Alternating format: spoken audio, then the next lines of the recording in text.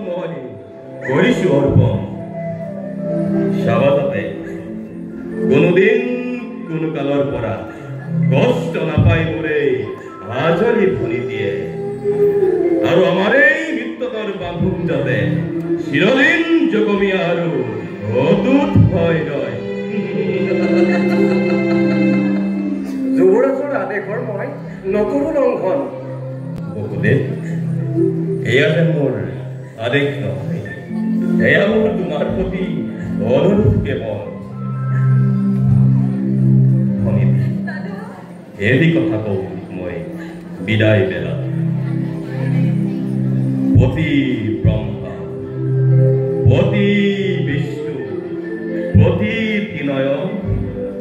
পতিয়েই তিৰুতাৰ জীৱনৰ ধন দেৱতাৰ দৰে জ্ঞান তই কৰিবি সদায় পালিবি পালিবি আদেশাই স্নেহ ভক্তি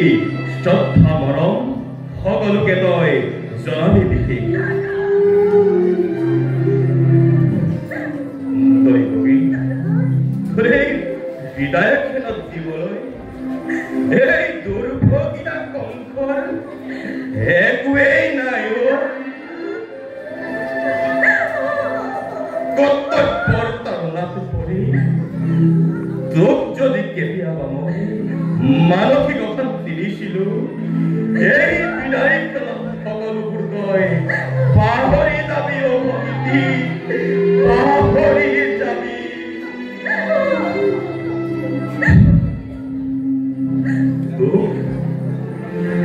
তোক আৰু মই কি আৰু কি পাতি নোৱাই তই যে পুত্ৰৱতী আৰু চিৰঞ্জীৱী হ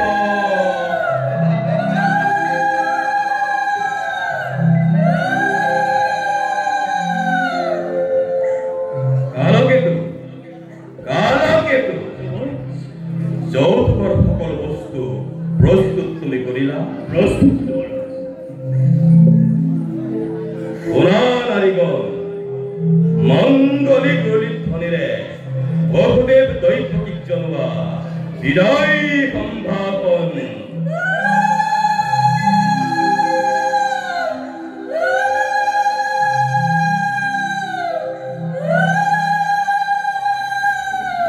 আজি মই নিজেই ধৰি ৰথৰ পাক জৰি ধৰি আহিম বহুদেৱ দৈৱকীক জনপুৰীত গৈ আৰু কালকেতো সংগে তুমি যাবা ঘূৰাছে ঘূৰাই বলা বল দৈৱকী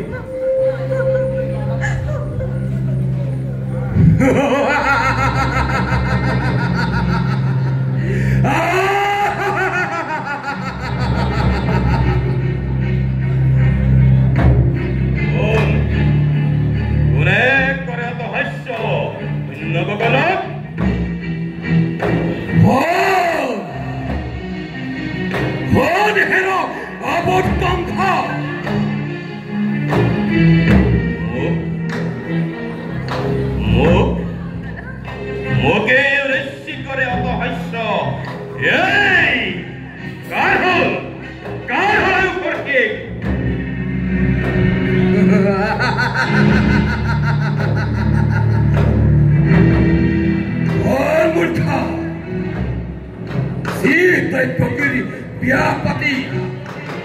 মহা সমাৰোহে আপন পাহৰাতি মূৰ্খ গাঁও সদায় এই দৈৱকীৰ গৰ্ভজাত অষ্টম পুত্ৰই সংহাৰ কৰিব তোক অবলীলা কমে সংহাৰ কৰিব তোক অবলীলা কমে সংহাৰ কৰিব তোক অবলীলা কমে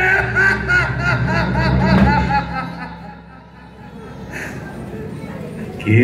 শুনিলো মই দৈৱকীৰ গৰ্ভজাত অষ্টম সন্তানে সংহাৰ কৰিব মোক অবলীলাক্ৰমে অসম্ভৱ অসম্ভৱ অসম্ভৱ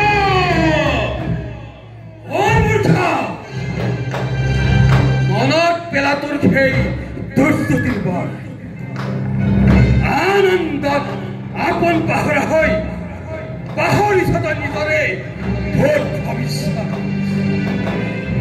মৰণৰ দিন তোৰ দুৰন্ত হ'ল স্বামীও চাপি আহে ধীৰে ধীৰে তাৰে আজি অপূৰ্ব সূচনা তাৰে আজি অপূৰ্ব সূচনা তাৰে আজি অপূৰ্ব সূচনা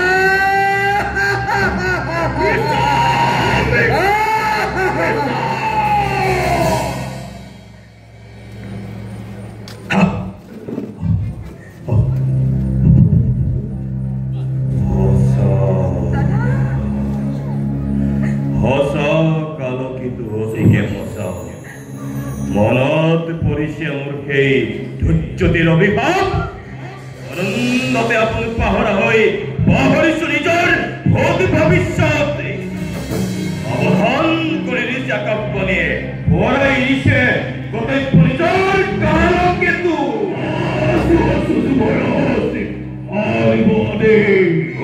আকাশবাণীয়ে সংহাৰ কৰিব মোক দৈৱকীৰ গৰ্ভজাত অষ্টম সন্তানে সংসলীলা কৰা আৰম্ভণ ঘৰুৱা বিজুলীতে কেনে যাব তিক্ত মনোবল আনন্দতে উন্মত্ত পতা কৰি মিত্ৰ মোৰ পুতলাই শত্ৰু সকলতি ভোজ কৰা জাগাই যতে পোৱা আনন্দৰ উচ্চ ভোগ আজি সংঘৰ ধুমুহা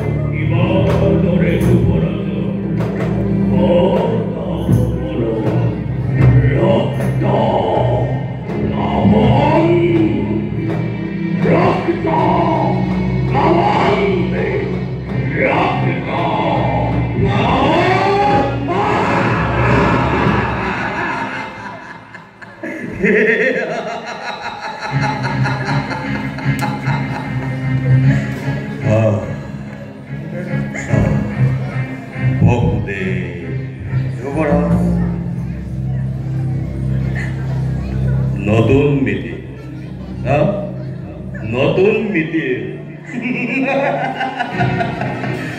আৰু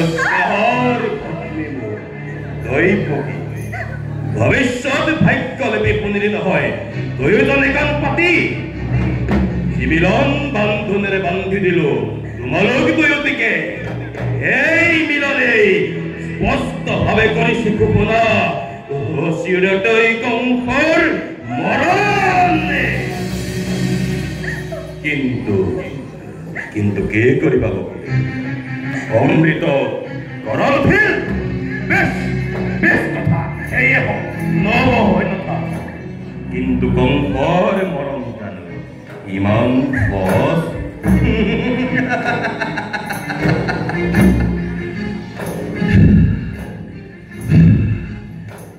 স্নেহ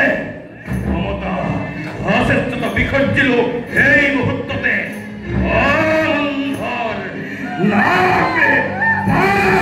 চিঙি ভাঙি মই দিলো দলিয়াই স্বৰ্গ হাতে লৈ বকিক কৰি ভুক্ত হ'ব খোজে মোৰ মৃত্যুৰ দুৱাৰ খঙেৰে ৰুদ্ধ কৰি মই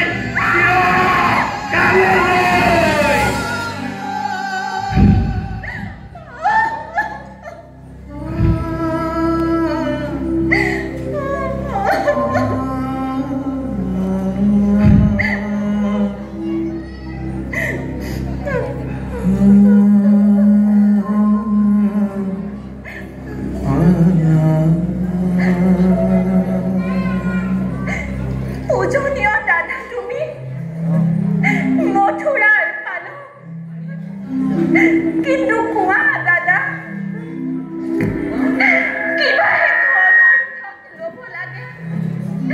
মৃত্যুদণ্ড আজি কিবা হেতু মথুৰা নিৰীহ প্ৰজাৰ শাস্তি পাই বিনা অপৰাধে বীৰ হৈ ৰাক্ষস মূৰ্তিৰে মানৱ নামত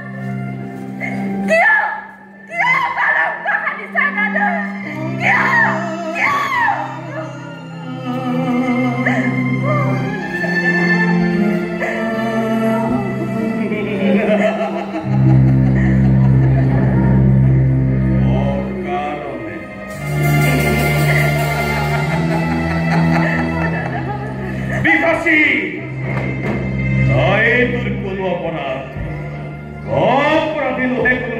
মথুরার প্রজা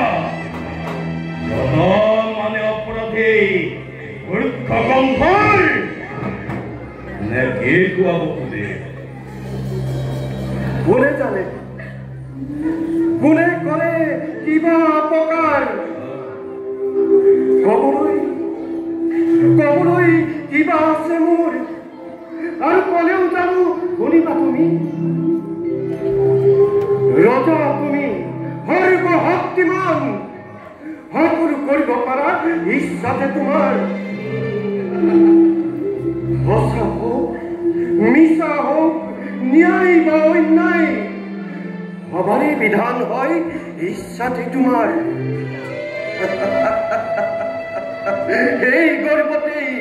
এই গৰ্বতেই গৰ্বিত হই তোমাৰ হিৰে আজি হিমাদ্ৰি ৰঙ্গিছে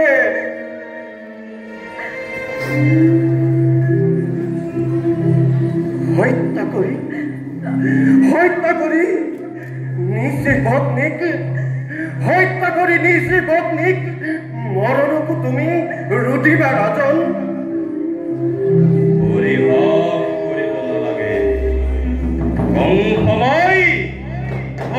শক্তিমান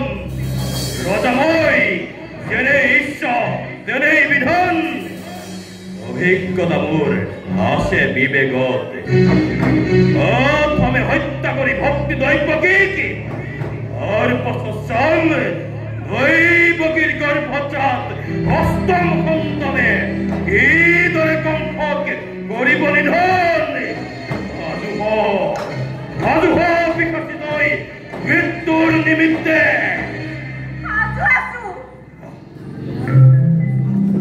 সাজু আছো দাদা মই প্ৰতি মুহূৰ্ততে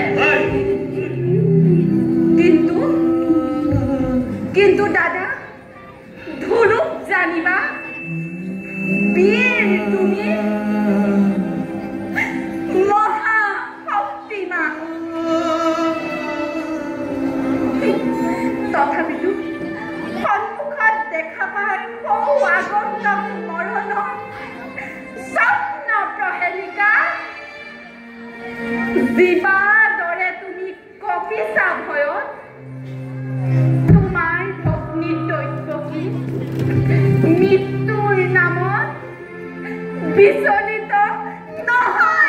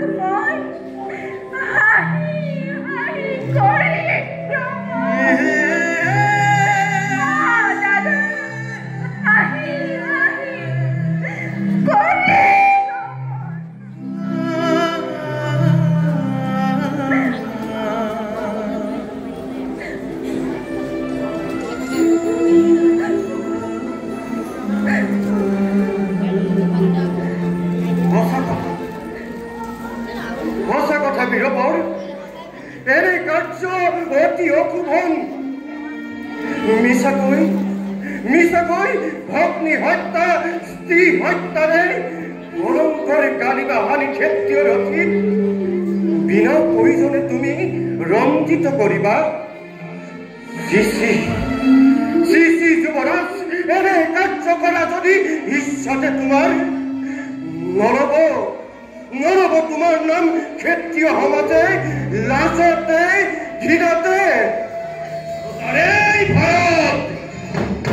এই দুৰ্ভগীয়া তমুখই পুহি গাখীৰ খুৱাই বীৰ পুলি জগতত দিব পৰিচয়। বহিয়া দুঃখী তোমাৰ হিতাকাংক্ষী মিত্ৰ মোৰ তুমি বহুদেৱ নাই হত্যা কৰি ভক্তি নিজৰ ৰুদ্ধ সভাপতি মোৰ মৃত্যু হোৱাৰ অনিৰুদ্ধ কৰি মই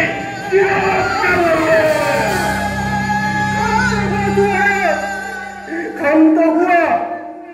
ইয়াৰো আছে সহজ উপায়। উপায় শিক্ষা নকৰি পালন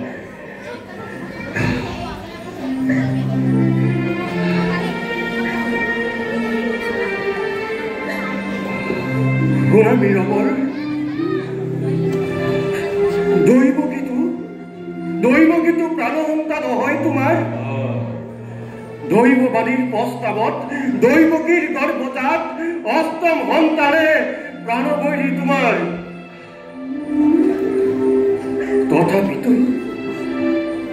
তথাপিতো শুনা যুৱৰাজ,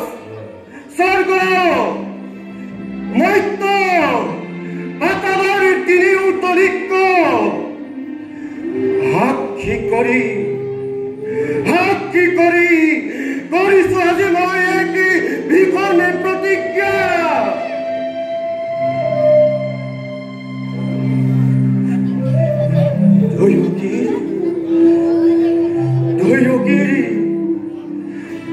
দৈৱকীৰ গৰ্ভজাত প্ৰতিটো সন্তান যি মুহূৰ্ততেই জন্ম পাব, এটি কৰি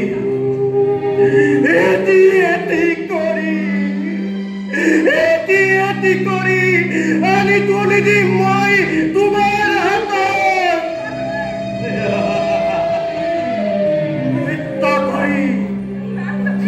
হত্যা কৰো সেই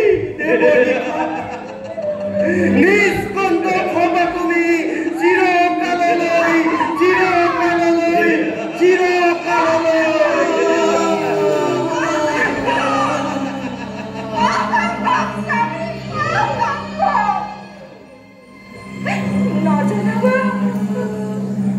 নজনাবা কেনেকুৱা বাধ্যতা।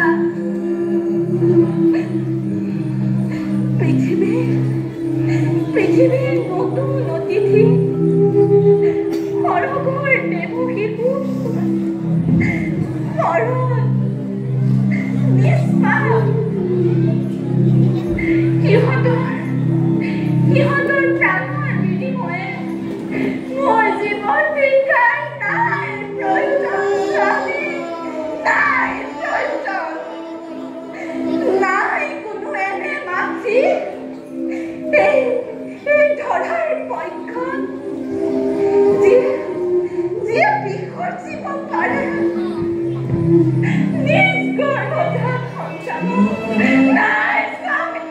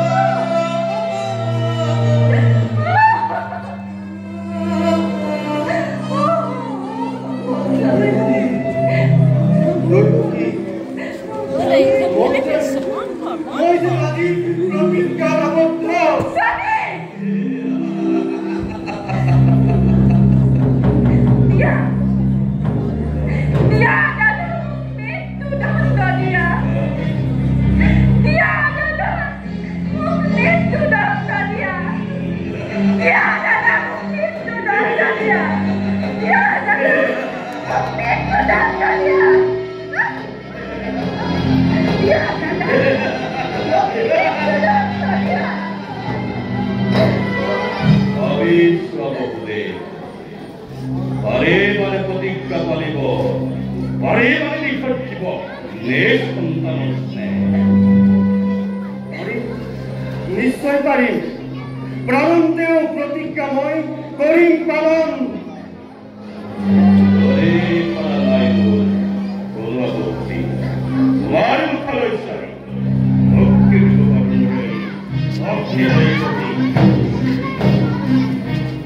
ভক্তিধৰ নৰপতি তুমি সংসাৰ, শক্তি, পৰাক্ৰম, জীবন,